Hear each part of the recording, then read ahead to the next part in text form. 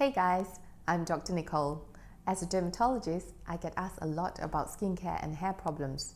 One of the commonest questions that I get asked is, which is the best moisturizer for my skin? Moisturizers are like clothing. There's no one size fits all, which is why there are so many moisturizers on the market for us to choose. Every one of us has different skin types and different skin needs. So today, I'm going to share with you my top tips on choosing the best moisturizer that suits your skin. My first tip for you is to look at the base of the moisturizer. By base, I mean whether it's an ointment, a cream or a lotion. Here are some examples of moisturizers available on the market. Just to show you, for example, this one says it's an ointment. Just to show you the consistency of an ointment. An ointment is usually transparent, it's thick and greasy. It's great for people with very dry skin or if you're prone to eczema. It's also great if you have cracked skin. An ointment blocks water loss from the skin.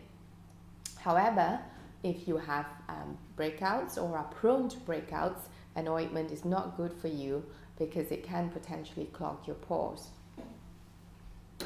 A cream is usually white, it's water-based, and it spreads easier than an ointment. A cream is great if you have combination skin or are prone to breakouts. A lotion is lighter than a cream, it's also water-based, and it runs easily on the skin. It's great if you have oily skin. If you have very sensitive skin or are prone to multiple allergies, it is best to stick with ointments rather than creams or lotions because creams and lotions tend to have more preservatives and additives in them compared to ointments. Also, if you have cracked skin or an open wound, it's best to stick with ointments because creams and lotions have alcohol in them and they may sting when you apply them on the cracked skin. My next tip for you is to check the actual ingredients in the moisturizer. They should all be written on the back of the bottle. Some moisturizers have occlusives in them. Occlusives act by preventing water loss from the skin.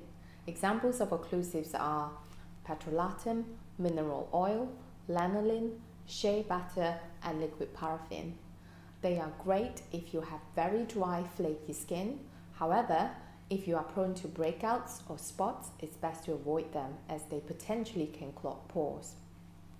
Some moisturizers have humectants in them. Humectants are molecules that attract water into the skin. Examples of humectants are hyaluronic acids, aloe vera, urea, ceramides, glycerins, and your hydroxy acids. Hydroxy acids can be divided into alpha hydroxy acids, beta hydroxy acids, and the newer generation polyhydroxy acids.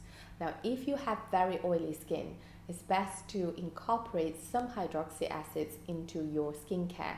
However, if you have very sensitive skin, it's best to avoid alpha and beta hydroxy acids as they exfoliate the skin and can make your skin feel more sensitive. My last tip for you is to regularly review your skin condition.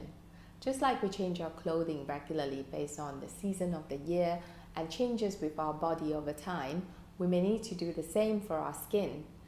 For example, during the summer months, we tend to be oilier and more sweaty, so it's best to go with a lotion rather than a cream or ointment.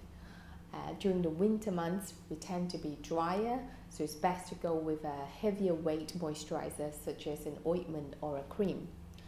Also, if you have any other skin issues, it's best to see your dermatologist and incorporate some treatments into your day-to-day skincare. Okay, just to recap, when you're choosing a moisturizer, check the base of the moisturizer, whether it's an ointment, a cream or a lotion. Then check the actual ingredients. Are they all occlusives or a combination of occlusives and humectants? And lastly, always regularly review your skin condition as you may need to change your skincare from time to time. I hope you've enjoyed this video. Feel free to comment below if you have any other tips on choosing a moisturizer or if you have a favorite moisturizer that you use regularly. I will be doing more videos on skincare tips and I look forward to seeing you next week.